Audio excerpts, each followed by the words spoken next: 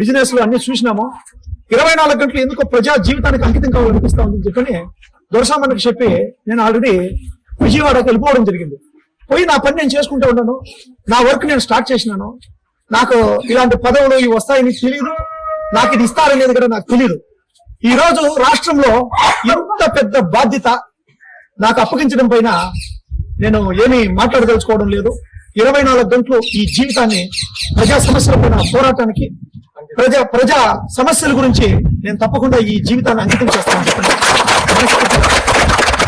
3 రంగుల జెండా బట్టి సింగమోలే కదిలినాడు అగ్గరో పల్మనేరు సూర్యుడు మన శంకరన్న దిక్కదీసి అడిగే మొనగాడు.